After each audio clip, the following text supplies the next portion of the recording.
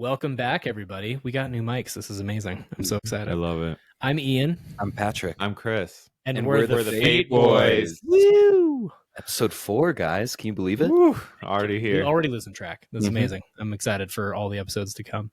I'm very grateful for our lovely friends and the feedback that they've given us on the first few Appreciate you episodes. guys. If you guys have been checking us out and taking a listen, we really, really appreciate it. And we look forward to producing much more content for Making you. a podcast isn't as easy as I thought. Bro, all the stuff that we have to go through with the technical difficulties. You The may testing. notice the sound sounds a lot better. Yes, because we've been doing all this sure. testing to figure out all these technical issues. But we're going to keep it fun Fresh and funky. because we have a new concept, Ian. What is it? So our new concept is the jar of fate.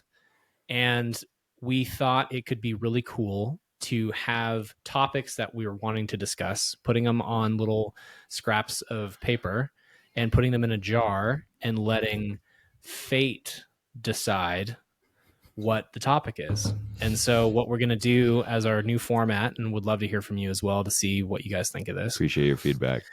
is we're going to pick an episode topic at the beginning of each episode and talk about whatever comes out on that piece of paper and letting fate decide the discourse. So, Chris, if you do the honors, Yeah, and we're hold the gonna jar and let have the Patrick, Fateful Master. the jar of fate, Dun dun. he's going to pick it out. I offer you this fate jar to determine our fates. Sacrifice, ladies and gentlemen. Oh, The archetype of sacrifice. I volunteer as tribute for this episode.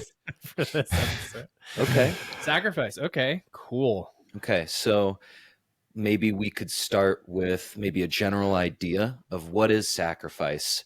Mean to you. We'll get there. Oh, We'll okay. get there. Okay. What I would love to posit is that when I think of sacrifice, I think of what are we wanting to attain in this life and what does it take to get there? Because in our universe, I believe that you can't achieve or receive something for nothing. Something must be given in order to attain or receive something in return, whether that's through effort or renunciating something to create space in your life for something else. And I'm just going to leave it at that. Well, that brings up like the law of exchange about, I mean, it's like what is law of thermodynamics, energy in, energy out. And so that's a cool connection point, because I think the big topic here is like we hear the word sacrifice. It's like, whoa, fuck. For most people, I've kind of been like a negative yeah, like connotation. I think that's actually a negative for people, or they're intimidated by it. It's something that I've worked on to see it from a different perspective, like you were saying, like, and because sacrifice just means like you're letting go of one thing, but and then in that letting go, like you mentioned, what are you receiving? I love that you started us off with Sir Isaac Newton and the law of thermodynamics, because it is a law of the universe. We see it in nature all the time, like when a forest fire comes through to create space for new biodiversity and the regrowth of new organisms and a chance for new life to blossom in the space. Interesting. Yeah, I think to the point that you're making, Chris, and I think when and that also has a negative connotation, Sure. I think, to most people. But when I hear the word sacrifice or when I hear the word surrender, because of the work that I've done for myself interpersonally, I get a sense of, I'm, like you're saying, creating a space, a void for something new to take its place. Because right now, if I'm using the dieting analogy, right now I'm trying to have this goal of losing weight. Altruistically, I know I'll be healthier, I'll feel better, my life will hopefully be longer with more health in it. More sacrifice. For the short term concept of I'm letting go of something, I'm surrendering something, I'm sacrificing something. And I think there is this ritualistic aspect of it too, because when we're like, you made the joke before we started recording, like when we started recording of I offer myself as tribute, right, of the Mockingjay, the Hunger Games analogy. There's this idea of sacrificing something. When I sacrifice something, there's a ritualistic aspect of you're doing it very intentionally. Intention. Like there's an intention behind it. I'm actually putting it, and I would say that makes it have power. Is the intention that you're putting behind the offering. The offering. I well, like that and word. talking about intention, mindset, the thing that comes to mind is we're talking about reframing it. So you always have to ask, or I find I have to ask myself, what do you have to gain? Because letting go, surrender, that's scary. Like, even if you're, we are attached to suffering. We talked about the last episode, like that Buddha concept of like attachment to suffering. So it's like we're always holding on to some shit. And it's like, when I let go, what is left? An empty hand. And that's scary. But you have to be like, and it is true, right? That when you're left empty handed, most likely we were talking about the bar, you're going to go to the lowest common denominator unless you have the will, the intention, the discipline to fill it with, you're like, I need to sacrifice these foods, or I need to sacrifice time and energy. But for what? Exactly. For gains. Well, it's right. It's gains, son. But I think wait, baby. I think that particular aspect that you're talking about it comes back to the same thing of the intention behind it. You're saying why? Like, why am I doing this? Why am I giving this up? If you're saying it from a place of surrender or sacrifice, giving something up. Yeah. And if you can, I've, as a personal trainer in the past, what I've helped my clients recognize for themselves is you're not giving something up. You're creating that space for you to be or create the thing that you actually want. You're not wanting to be overweight, unhealthy. You're wanting to be healthy and in shape. And in so doing that, you are choosing actively by not eating Doritos and drinking cola and drinking water and eating vegetables. You're choosing something. You're a yes to something instead of being a no to something. Does that make sense? Yes, you're moving toward something greater as opposed to moving away from. Right. The adage of the when yes framework is so important. When I'm saying no to something, well, I'm saying yes to something else. And that's something that's really huge for people with boundaries. Such a powerful topic. That was we could have a whole episode just on that. The power of no. No is a full sentence. That's we already have the subtitle for it. Yeah, there's like an Instagram reel where this woman was saying how her husband, she really started gaining respect because she realized that he says no a lot, but that means that his yeses are more powerful. Ooh. And I mean, that's maybe a whole topic reserved for the boundaries conversation. But so glad that came up. And there's something you were talking about around the why. Like, I've worked in sales. I think you have too, Patrick. And they're always telling you, like, you got to have your why. You got to have that piece of the nugget that you're looking at a greater vision.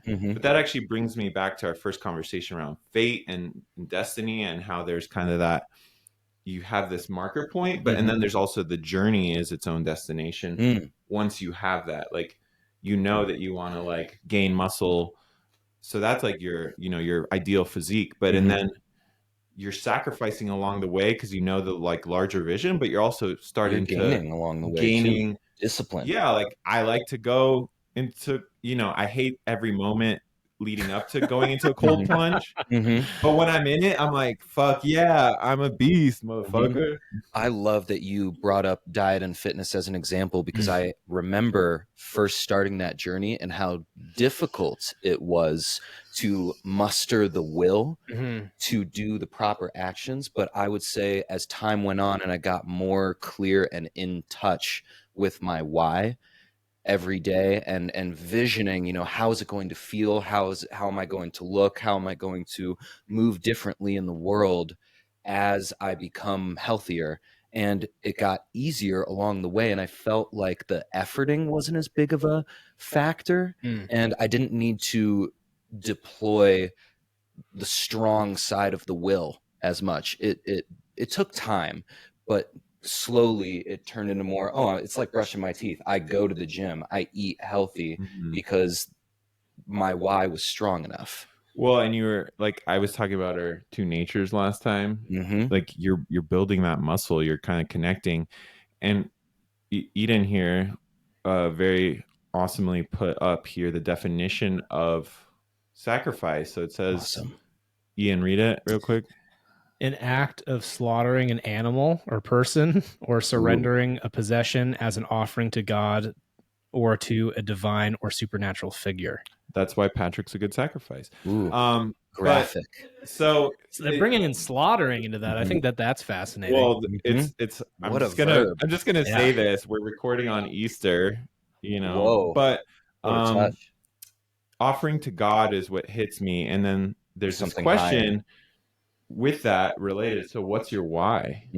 So maybe I'd like we can all share, but starting with maybe you, Patrick. What's your why?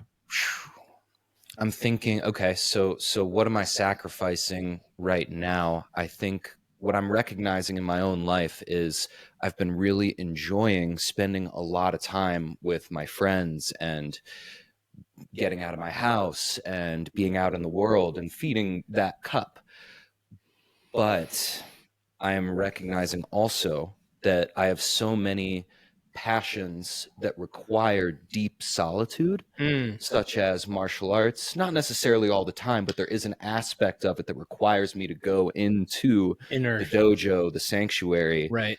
And especially, I would say an even better example that requires deep solitude is art. And if I want to manifest my vision of being an inspired, prolific artist in this lifetime and produce the amount of inspired work that I truly see for myself, I need to be in the studio, a certain amount of time per week. And that will require sacrificing other things where I wouldn't be in the studio. And it helps me when I have a clear vision of how is my art studio and gallery going to look, feel the artwork that I want to produce and see it and spend time writing about it and thinking about it and bathing in the energy of that vision. That's a beautiful answer, but I'd like to ask for the deeper. So, right, you're talking about art and your vision for art and what you want to be an artist, but what's the why, right? It said you're sacrificing not a person, well, maybe you, as an offering to God or a divine or supernatural figure. So, within your understanding of, you're sacrificing for a higher vision and a higher ideal for art. Is art your why, or is there a deeper why behind the art? I really appreciate that question. What feels like the authentic answer is I believe that I have a vision that is potent and valuable and inspiring to myself first, and I would genuinely love to offer it in physical form to my community, because I believe that I am deeply, deeply inspired by certain artists in my life and the value, the tangible value and beauty that it has added to my own psyche. I want to be a part of that. I want to be a part of the artistic conversation around the world. And it's taken me a long time, I would say, but I'm finally in a place where I do believe that I have a value to offer the world and a vision. And I want to see if I can carry that forth in this lifetime. I think it's an interesting thing that you bring up there, because I think you said the most authentic answer. And what I'm hearing you describe is part of it, I think, could be interpreted as an egoic response of I want to be part of the conversation. I want to be in the room where it happens. Yeah. Look at me. There's a Hamilton reference, which Chris hasn't seen yet. We'll make sure to rectify that so we can have an episode about it. Music, I think. Pretty great. And I am admittedly fresh on the Hamilton train, but it absolutely life-changing. It slaps. It's no amazing. doubt. If you haven't seen it, you are living under a rock and need to figure out your life. But but you should definitely check it out if you haven't checked it out. Definitely some bars in that idea of this kind of this egoic thing of I want to enter, Patrick has now entered the chat kind of mentality. But I think they're more from an authentic perspective of what I'm hearing underneath as the subcurrent to what you're saying is you want to be and acknowledge that authentic part of yourself, the voice of yourself, the artist of you wants to speak and wants to be present versus doing the thing that all artists do with the inferiority complex or the imposter syndrome. Thank you. mental breakdown there. Yeah, the imposter syndrome, this idea of like, I don't belong, I'm not good enough. I see all these other artists who are slaying, who are doing the thing that I think of in my mind of like, oh man, I wish I could do that. And I don't feel sufficient or capable enough to be able to do that. And really it's figuring out that sweet spot where you are acknowledging your truth in regards to that thing and living from that place as a place, instead of being from that place of inferiority or that place of imposter, and really just being it. And I think that that's more what I'm hearing you when you're speaking about it. It's less from the perspective of fighting against will and all those things, and more about, I really just want to be true to me. And by doing that, I recognize I need to make these sacrifices or these shifts in my way of being to really have my actions line up with my words, and also to line up with what I internally feel is the most authentic version of myself. And I think that that's true for everybody. I think all of us have either struggled with that or are currently struggling with that, or have had something in our life where we've said, if only, or I say these things like, oh man, I'm totally going to lose weight one of these days, or I'm going to, coming back to weight loss, because that's the most fresh in mind for me and probably my biggest struggle and the things that I've had to sacrifice the most around.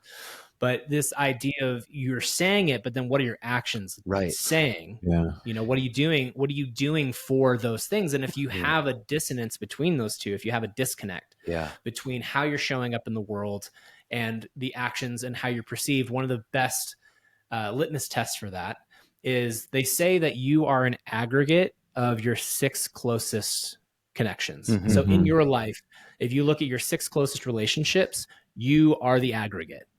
So it's fascinating when you start taking stock of that, because if you're finding that you're struggling in your life to change and break out of a certain ideology, look at your world, your closest relationships, and you are basically that. And so one of the best reflections is to take a test with those people. If you trust I hope you trust your 6 closest people, but like to get reflection from them and ask them this very simple question: how do you see me? If you were to define me in basically 2 sentences, if you were to write a thesis statement about I'm already triggered about who I am, what would you say? And I've done this in the past, and I've been given some pretty interesting responses. Really? Yeah, I've gotten feedback that felt like they were reflecting back to me a mask that I was wearing. Where they were saying like, oh, you're this person. And I'm like, that's how I cope. No, so you're basically describing me by my yeah. coping mechanism, as opposed to describing me by how I truly see myself. And or they will highlight something in my personality that I don't allow myself to feel. Because I'll feel like I'm not strong enough, I'm not capable. And they're like, you're the most strong, capable person I know. And I'm like, really? Me? Wow. Like, like those types of reflections. And you are, and the seeing yourself part, I think, is like, it's a good litmus test to be like, I see myself this way, but how am I showing up or expressing it? Because it's obviously not carrying through. That's what I mean. That reflection, and that comes back to, like, I think the mindset shift around sacrifice is, we always think we have to sacrifice things that we like, or that are like we identify it with. But really, you're like, you hear someone tell you that, like, they see you from a coping mechanism, and you're like, fuck that, I'm gonna let that go, sacrifice that bitch, Right. There were 2 things that just came up as you were talking. You mentioned perfectionism and imposter syndrome and those demons. And I definitely have had to, again and again, it's like a daily thing to have to sacrifice perfectionism in order to sit down at the desk and get to work. And one other thing that I had to sacrifice during COVID, I remember I was like, oh, I don't have to work, and I'm getting free money, basically, like many of us did, right? Thanks, Trump bucks. Right. I remember having this moment. My ego was like, oh my God, this is the chance for me to become the professional artist doing my thing full time. And as soon as I tried to come at my work from that standpoint, the muse was like, that's not how you're going to treat me. And I had to sacrifice the ideal of making money off my artwork and it having to look a certain way. And once I was, and again, I would say not so much as the perfectionism piece, but I do have to let that go time and time again. Well, with The idea that of it part, being I a think certain way. that brings up another topic that I've been working on a lot is like, what is your foundation, right? Mm. Like, it's really cool to be like, even sometimes, you know, you think, oh, you could just be given $1 million. I'm sure you could make something of it, but like, They've it's proven that that. inner They've proven that yeah, like repeatedly. Like people who don't have those patterns of not even wealth management, but like the identities. success mindset, how right. to, It's like people who are just given all of it, Yeah. like without having to you're gonna lose sacrifice. it. Honestly, like Mhm. without having to learn the tools along the way. We've been having a conversation about this. Of I don't want to skip to the good part. Yeah. You know, like a lot of people want to fast forward through the trauma, fast forward through the suffering, Mhm. fast forward through the sacrifice, fast forward through the hardship of what it takes. People want to be Mhm. strong and built, but nobody wants to Nobody do wants that that fourth discipline. set. Nobody wants to go to the gym Yeah. 6 days a week. Nobody wants to get up at 5 a.m. to go run because that's the only time you have available in your Except day, David Goggins. except for Goggins. I mean, even my boy JC, he had to die so he could get risen 3 days later. You know, whatever you believe, that's a great metaphor. I think he's a perfect Happy metaphor Easter, for everybody. a Sacrifice to rise again. Yeah, sacrifice God, which, you know, I study Kabbalah, and that's like a theme, and you see it in many traditions. You have Osiris, and you have Azura Mazda. we're just talking about my boy JC because, you know, it's his day supposedly today, even though probably a pagan holiday. But So Stara. It's definitely a pagan holiday. yeah, shout out to my pagans. But So many like, shout outs. but yeah, you were talking about why, and I was thinking about the greater why. And for myself, I'm an artist and I love music, but one thing that I had to sacrifice was the concept that this is just for me, my personal journey, that music actually isn't the ultimate thing for me. It's actually what it represents. Like you were talking about your authenticity. So that's where you're really coming from. And, you know, we're talking about imposter syndrome and like, because part of art is like, well, it's only worth $1 million if someone's willing to pay $1 million. And now that's putting it in their court and you're not. But there's also this element of you have to know your value first. Otherwise, you're always going to be at the mercy of others. And now you're sacrificing your true self for someone else. Great Yeah, piece that to was a bring really into nice about touch. like sacrifice from the negative concept. I think we've been talking about it from the positive of I am choosing to sacrifice this thing as an offering so that way I can live this better life later, right? But there is this idea that you just brought in, which I really would love to dive into, which is when you're sacrificing something that you shouldn't. Yourself, mostly It's yourself mostly. And that's what you just brought in that I really would like. Oh, that's juicy. Let's squeeze that orange. But this idea that oftentimes you are going into a job that doesn't respect you. You're in a relationship with someone who doesn't see you fully. You are in a situation where you aren't being true to yourself. And what you're choosing is you're sacrificing yourself, your worth, your whatever. You're abandoning yourself. You're abandoning that for what? And I think it's built off of a trauma perspective, and I drop that all the time, but it's really true. A lot of these things are built and based off of having, like, I'll speak for myself in I statements. I was when I was younger, my parents got divorced when I was around 5 or 6. And my brother is my half brother from my dad's first marriage. And when they left, it was basically my brother and my dad left when I was about 6. And it was just me and my mom.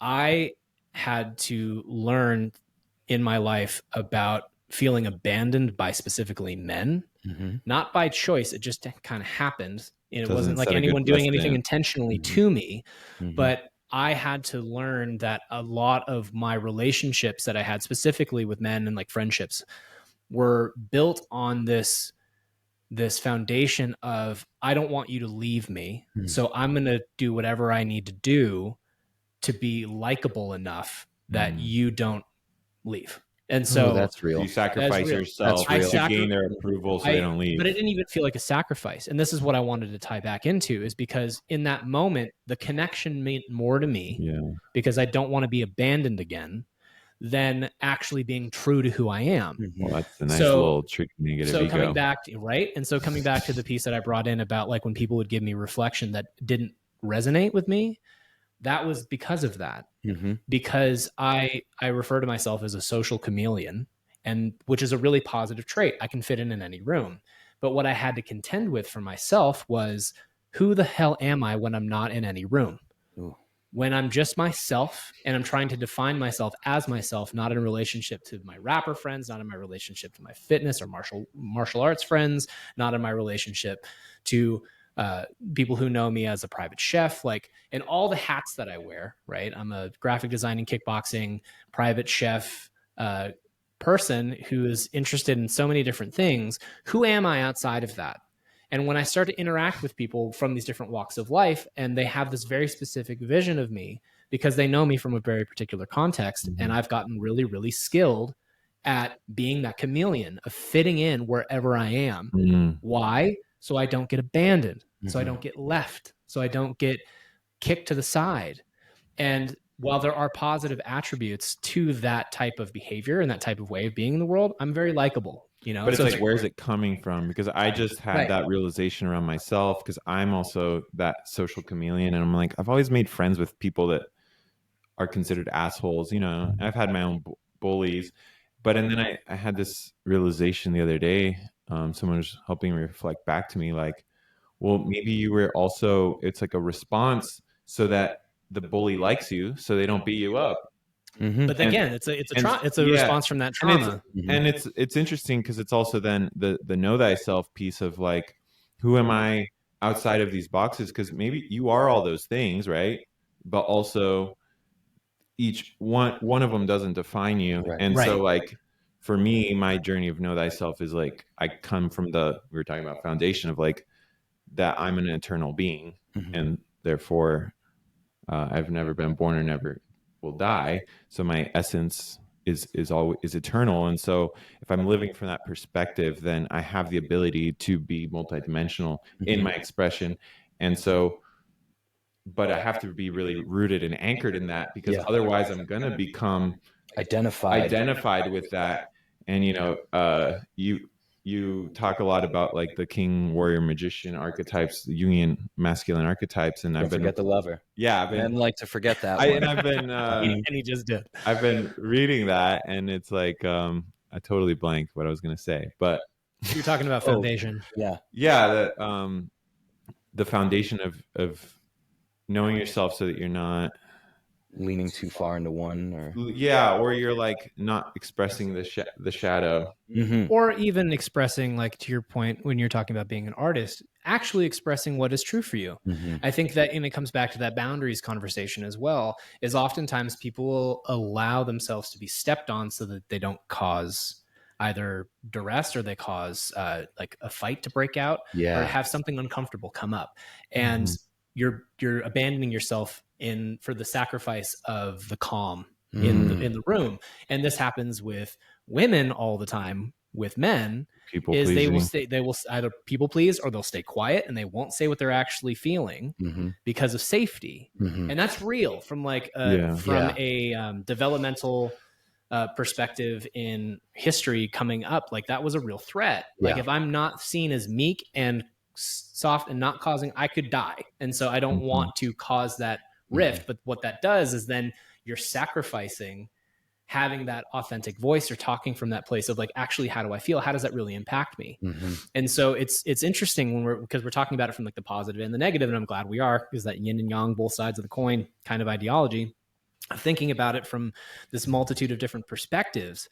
And when we can really understand that it's all of it, and you are all of it. And what you were speaking to, Chris, I really liked that you were saying around, we are multifaceted beings. We are not just like, especially in American culture, after our name, we defined ourselves by our vocation. Apparently in LA, it's a problem. I can imagine. Oh my God.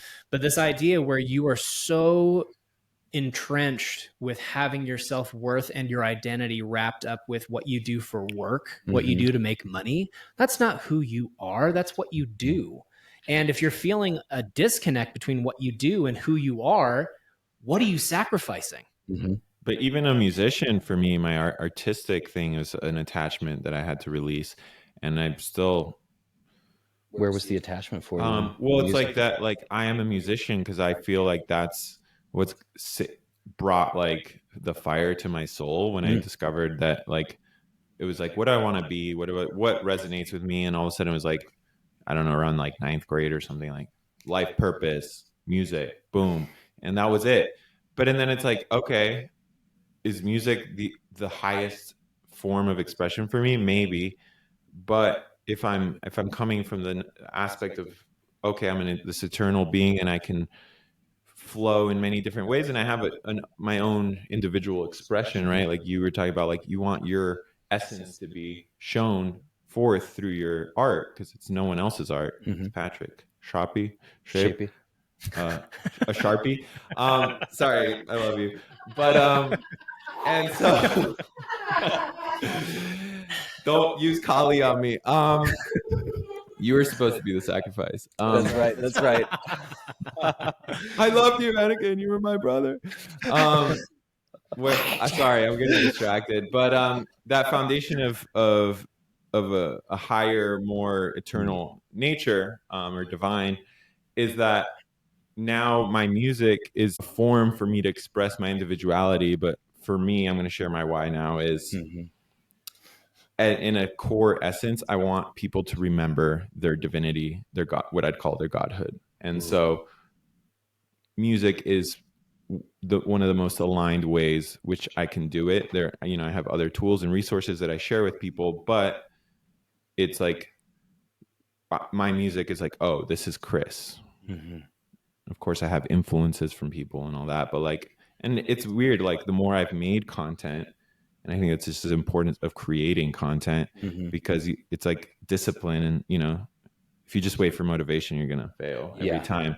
And so, or not even, because you're not even playing the game to begin with. Oh man, that's so true. Like, for so I many hear people. songs that I wrote with this band I was in like 2018, and we played only one show. But I wrote most of the songs, and I'm like I'm more of like death metal, and they were more hardcore, like punk influences, still like similar. But I was trying to write based off of what this other guy, so we were like co-writing, but I was the one actually writing the riffs. But I'm looking back, I'm like, damn, that's like a unique take. That is me. Yeah. And that was me at the time. But That's I'm not also that forever. That's also a fair point. I think a lot of people get stuck into an identity based on previous experience, and they have a hard time growing out of it, because oftentimes we're held up by our community or our circle of influence that tells us who we are, because they know us as a certain way of being. And I think all of us have had that experience when we're growing out of an identity and people try to keep us in that box. Crabs in the bucket. Yeah, they try to keep you in that perspective, and they try to reflect back to you, no, you're this person. And I'm like, not anymore. No, you're past that. Not really. Like I used to be, for sure. Like that's an accurate read. Acknowledge that, yes, I was that way. And then when you are growing out of that, and it's really hard, especially in certain relationships that are based on something similar or familial, when you have something that you no longer identify as. Was like, perfect example would be I've been sober for about 421 days therein. We love that. Many microseconds. I know, awesome. Right? Exactly. It's like when parents are like, my kid is like 100 months old, and you're like, he's 18. It's true. It's like you start looking at it, and it's like it's a little over a year, right? It's a year and some change. It was February 3rd, 2023, when I decided to like give it a break, because it was something for myself where I was doing it all the time. I don't like the term for myself of like calling myself an alcoholic, because I wasn't really. It was something where I was doing it habitually all the time, and it was a pattern that I saw that was brewing, that if left unattended could turn into something problematic. And so this didn't happen for me individually, because like you just shared, like we love that for you. Like every person in my life is like, bet, that's amazing. Work, do that. Inspiring. Work king, do that. But at the same time, yes, Jack. But at the same time, I do know people that when they have gotten out of that world, but their influence and their closest group are still barflies, people who like they go out every single weekend clubbing and they do the thing. They don't know how to interact with you anymore, because every social interaction that you've had with that person or that group of people was surrounded around drinking. So it's like you're either going to a bar, you're going to a show, you're drinking, you're doing these things. And so they will hold you to that way of being in the world where like you used to be so much more fun. What happened? And really it's a reflection back on the group where they're not really wanting to acknowledge in themselves that they either A, have a problem, or B, don't know how to interact in the world without that substance or without that identity. Maybe you need to sacrifice your friends. I mean, I know that for my experience, people grow out of those friendships. That's what happens. I remember in college, I was like selling weed, and all my friends were. I was more focused on selling weed to be able to smoke weed for like free. But the point is, all my friends and everything, I thought I wanted that, so I created this whole life where all my friends were like weed friends. And then, you know, I got a life activation, and then things started changing. And all of a sudden, like soon after I got initiated, I like lost all my friends, but it was actually a blessing because it was like, oh, those were all fake. Not fake, but like they didn't have that level of depth where I was like, I actually want real friends. Like, yeah, I wanted to smoke weed and be high and feel cool, but like, well, I would say that you outgrew it. Yeah. And then the reason why I say that, I had to let them go. 100%. I've been chasing like, well, that was I need your to keep growth. hanging out with my weed friends. That was your growth. And that's what I was saying is people oftentimes will hold on to an old identity, even though it no longer fits them. It's like outgrowing a shirt. Like if you're still wearing a shirt that you had when you were 9, it probably doesn't fit you anymore as a full-fledged adult. And I don't wear Gap anymore. Yeah. There's a quote I love that I heard. You haven't had enough quotes in this episode. Change is, well, I don't know how it goes, but I'm seeing here, change is the only constant, but growth is optional. Requires sacrifice. So I forget what it is. It's like change is mandatory, growth is optional. Yeah. Wow. And Beautiful. so, Beautiful. Like, and part of our suffering is like we're so bad at accepting change, even though that's the basically ultimate, like the only change is inevitable. Well, it's the only reality. Like, if you do, even from a scientific perspective, like our bodies are literally different every 7 years. So how can we say that we're like, well, there's also the social development that happens. They have like in child psychology, like birth to 7, 7 to 14, 14 to 21, like they're like 7 year Those sprints. are distinct life chapters. 1,000%. And it even happens into our adulthood. Like the difference between being 21 and 30. Like huge. Everyone here who's 30 is like that 30s. It's like I'm 38. I love being in my 30s. Yeah. The 30s, my early 30s were very tumultuous because I was still grappling with the transition from that old way of being into the new way of being and really fully owning my identity. What happened for me in that period of time, it was at the end of my Saturn return, which people who aren't familiar, it's basically from like 28 to 30, somewhere in that range. Everyone has this opportunity to really evolve out of this old version of yourself. And what that usually turns into for most people is the destruction and devolution of everything that they hold dear.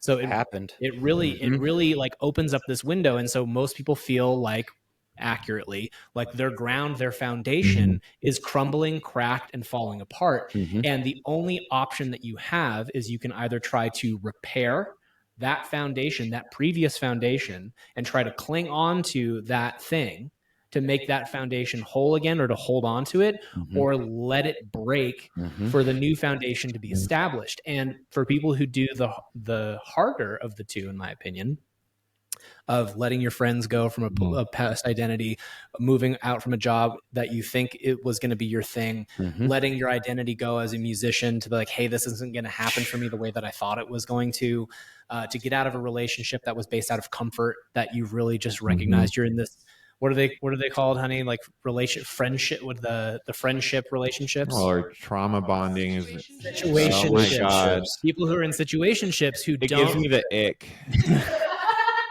People who don't want to grow out of the cocoon that they've created. It's warm, it's comfortable. and it's convenient. But what happens in their Saturn return is that convenience goes away, and it makes it hard, and then it makes it a choice.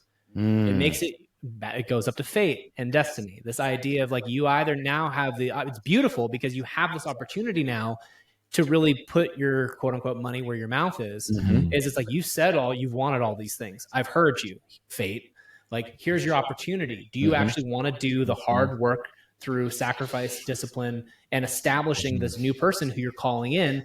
Or do you want to put the blinders back on and go and put your head in the sand, ostrich?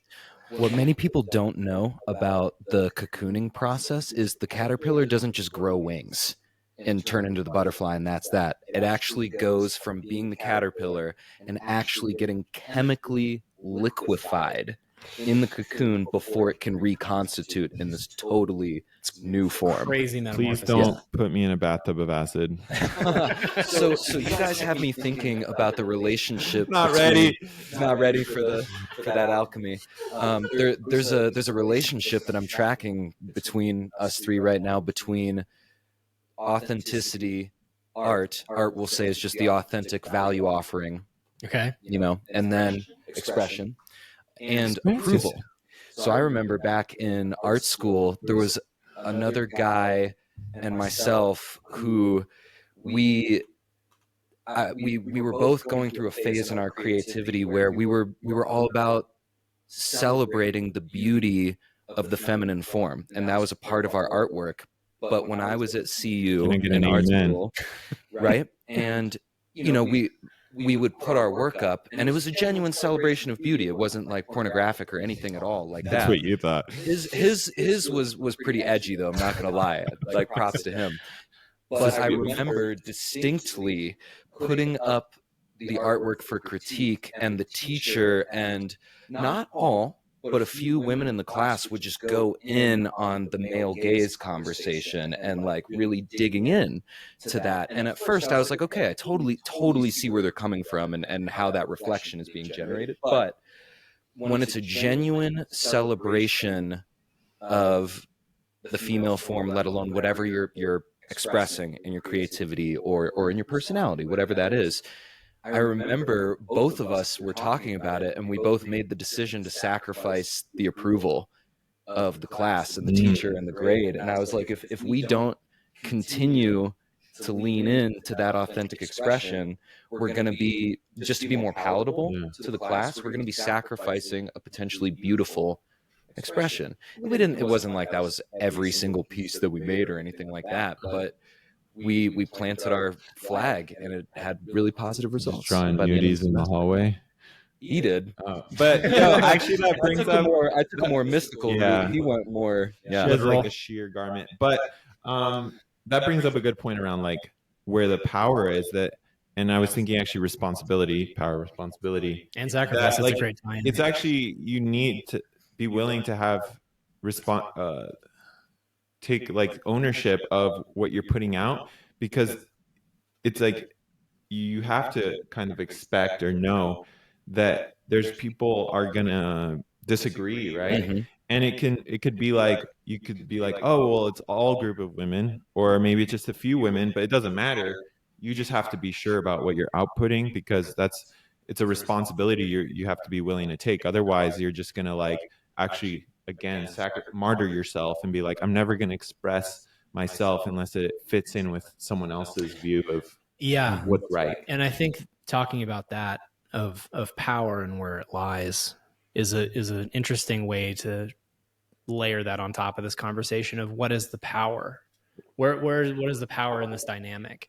And I think part of it as well, when we're talking about sacrifice, there is a intrinsic aspect of sacrifice that implies that it has meaning that you are giving up something that's meaningful. I don't think you can call not eating a chicken nugget a sacrifice. when may feel like it. well, I mean, like in the idea that, Well, Ian, is it Dino Nuggets? Because that is a sacrifice. Right. Look, I can give up the nuggets, but not the tendies. I'm just kidding. the idea is you actually plant-based you now. have to give up something, Mhm. and that's the idea when we're tying it back into like intention, is it has to be you're giving up something. And when we're talking about power, I think that there are two aspects of the power dynamic that are in existence here. One is the power of the thing that you are giving it up for has to be greater than the power of the thing that is holding you back. Totally. And there's the dynamic of the power of the offering. Like if you're going to have, like when you have in a video game a tool that has a certain power capability, it has to be equal to the thing that you're going towards. Because if you see this oftentimes too, when people are trying to give an offering of something, there's the story in the Bible. I don't remember which chapter, don't know. I'm sure somebody will, if they're listening to this who has the background in this, will probably know exactly where this is. John It's like, oh yeah, 3:16. Leviticus 37. But it's a moment where they're at this church, and this person comes into town, and they're giving all this like gold to this church, and they're giving this offering to God, and they're wealthy, so like the sacrifice is very minimal. It's pocket change to them, right? It's just kind of like, yeah, here's a bunch of stuff. It's like giving, sorry, Mr. Microphone, it's giving a ton in relationship to like the value of that's there from like a dollar percentage. It's like, okay, all this gold, all these riches, all this coin, all these gems, and then there's this old woman who gives like 3 cents. Oh yeah, she gives like all And she it's has. like all she has. She literally has nothing else. She gives all her money, which is like 3 cents. The widow's offering. Is that what it's called? The widow's I'm going to offering? be devil's advocate once you finish the story. I'm gonna let you finish, but thanks, Kanye. They So want the old Kanye. so we have this the widow's offering of offering all that she has. And I don't remember the person who's responding, if it's Jesus or it's Jesus. Okay, great. Thank you. This is why we Shout out have my boy This JC. is why we have a producer. She can come in with the facts. So the widow's offering, and Jesus is standing there like as the arbiter of this, being like, she gave more than you. Because what she sacrificed was everything as far as what she had. This other guy gave like 10% or whatever it is. Maybe it's 50%, either way. But the offering itself, and that comes back to the idea of the power and the intention, is like, what is she giving it over to? And why is she giving it over? And what is the level of power, the amount of energy behind what it is that she's offering? And I feel when we're talking about the term sacrifice, that intrinsically implies that there is a great amount of power and intention behind giving it up. Otherwise, it's just kind of like an opinion. No big Well, deal. it's kinda like sacrifice the lower to the higher, and I'd say it's like joke a lot about like, oh, I put myself on the altar of sacrifice, because in my process of growth and accepting that transformation, it's like I'm sacrificing myself with a small s to my higher self with a big S. And so, but and as you were talking earlier, I kept thinking, I'm not super sciencey, but it's parasitic. So it's like, or it has a symbiotic relationship. It's like a parasite that is giving you some sort of power. I mean, this is the Star Wars nerdy reference, but Darth Bane book, he ends up getting these like chitinous like creatures that are like sucking his blood, and he can't really get them off, but it also provides him like armor essentially. So he's like impenetrable, I think, even by like lightsabers. And so it's like there's this weird exchange, right? So it's like sometimes you're like, oh, there. And I think the reason why it feels like a sacrifice, even if it's not necessarily good for us, the chicken nuggets or whatever, is that it feels like it's giving it. We wouldn't be unwilling to sacrifice it if it didn't feel like it was giving us something. But there's also that to that point of like the sacrifice is something of worth. And having worked as a personal trainer for over a decade, when I work with people to understand their why do they want to lose weight? Why do they want to get healthy? Because it is so much easier to not.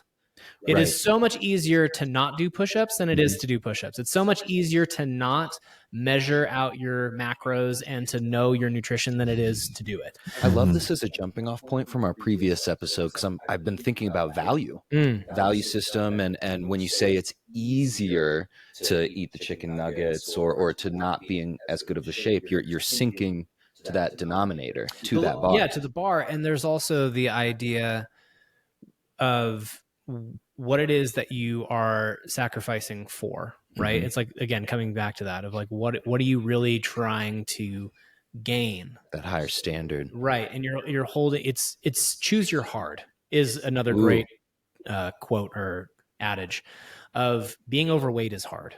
Working out is hard.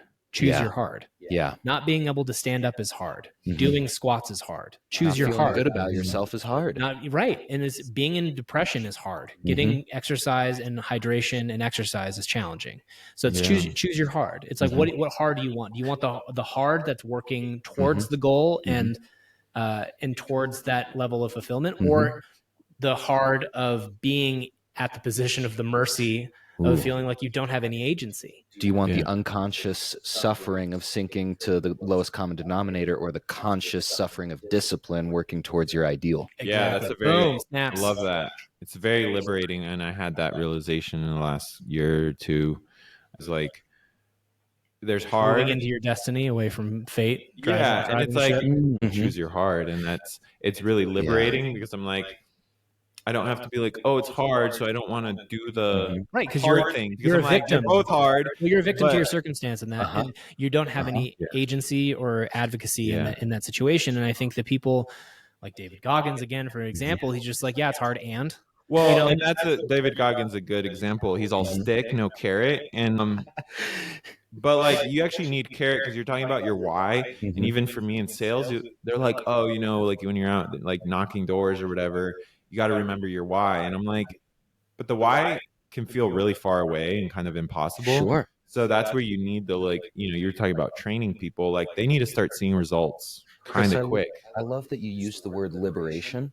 I think of, adjacent to the David Goggins type, Jocko Willink, Navy SEAL. Yeah. He said, discipline equals freedom. Yeah. And freedom that's a hell of a why right there, whether that's financial freedom or the freedom and energy of being fit and healthy, or the freedom of authentic expression when you let go and sacrifice approval. Yeah, when you can really let that go. I wish that really for everybody. Having had that epiphany for myself, and really when you get to that point of loving exactly who you are as you are, with the asterisks of always moving towards improvement. Right.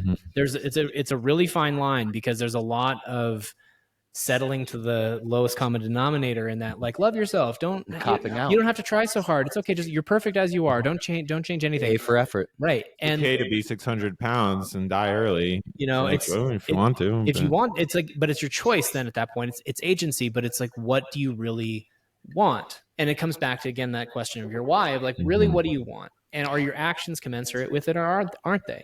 And just having that really true internal audit of yourself and are the actions congruent with the way in which that I am saying that I want to comport my life? And there is a benefit to the imposter syndrome, to kind of throw a spin on that, is the whole fake it till you make it idea is really, really true. And not from a place of lying to yourself, but putting yourself in a position where most people won't even start until they think that they're ready, and they're never going to be ready until they start. You got to exercise. You have to just start and figure it out as you go. And the people who are the most successful in the world don't wait for perfection to hit to then do the thing. They just get going. They put themselves in it, and they learn and they adapt and they grow through those trials and tribulations. I love that. Something that, a lot of my mentors and teachers in the tradition that I study and lineage I study with is like, you don't have to be perfect. Because I used to think, I have to be X level to be able to do the thing I want to do. When really the concept is you just have to be like one rung or like one step ahead of the person that you're going to help, because it's like everyone needs help, and we're like pulling each other up or helping them up the ladder or the mountain or whatever the metaphor it is you want. Sure. And it's like, all you have to do is be like, hey, I'm one step ahead. I see a little bit farther, so I can actually help you get to like where I was like 2 seconds ago. And also another thing to that, I'm going to double down on that. I think a thing that people have who deal with self-defeatism and feel like they don't have any worth and don't feel like they have anything to contribute. Everyone who exists knows something that you don't. Mm-hmm. And so this is a great way of remaining humble as well. If you ever get to a point where you feel, and I've definitely been there, felt like I was the top of the totem pole, so to speak, and like I had it all figured out or whatever, and then had my world crumble and I realized I didn't. But this idea of like looking at everyone and you're like, oh, I'm higher on that totem pole, or I'm further down the path than they are, rather than having the perspective of feeling superior, of looking around me, and even that person who is on that particular pathway might be further back. They might be further ahead in a whole other area. They know something that I don't. And so if you remain curious and you can engage with people from that perspective of curiosity, I can learn something from every person on the planet. Mm-hmm. They know something. Have had a completely different life experience than me, and they know something way better than I do in something. And so I might be able to share, and that's where the beautiful symbiosis comes, is that we can help raise that bar, raise that vibration of everyone who's here by helping people recognize the things. And I feel like for myself, my biggest gift that I can offer is it keeps coming up for me. I'm probably going to have to get a tattoo about it. Is this the symbol of the lamppost, of being a pole in the ground light source for people to find their own fucking light. Amazing. And it's the idea of being a teacher or being a sifu in martial arts is we are the ones carrying that staff of light. So to your point about being further down the path, when you're walking through the darkness of the soul and you see a glimmer of light on your path, that got chills. Like that's everything. That little glimmer is enough to keep people going through like the darkest night. Yeah, you hold the potential for someone else, but that, they just have to have the desire, the will. They have to walk. They have to walk the path themselves. I can't walk it for them, but I can be a lamppost for people. Yeah. To really let if you're them like, I'm not going to turn hey, on my lamp until I get to where I need it at the don't top forget, of the mountain. don't wait to turn on your lamp, because you don't know how many people you're helping. And I love that something our Sifu said is you have to accept the mantle of your own center, of your own higher self, so that you can be of service and help others see their own center. Another thing he said just yesterday was you have to, in order to receive wisdom, you have to give up what you think you know. So really that, I think that ties in with the power, and to bring it into sacrifice is that you're sacrificing what it is that is keeping you from being in the full expression and embodying your power. You cannot learn from a full cup. Guys, I love that. And I love how we chose a random topic and it turned into this beautiful conversation. And I love where we took it today. Absolutely. Closing thoughts? Yeah. I'm sacrificing these hoes. Here's to sacrificing the old self for a higher vision. Hallelujah. A more authentic vision. I love that. I agree. Yeah. I'm being silly, but I do agree. Yeah. It's good. Love we you guys. welcome the silliness. It's great. Love you guys. Thanks for tuning All my in, viewers, this everybody. is more my true self. We appreciate you tuning in and checking out the podcast. If you have any concepts or anything that you'd like us to talk about, please let us know. We Feedback love your on anything. feedback. And thanks for tuning in.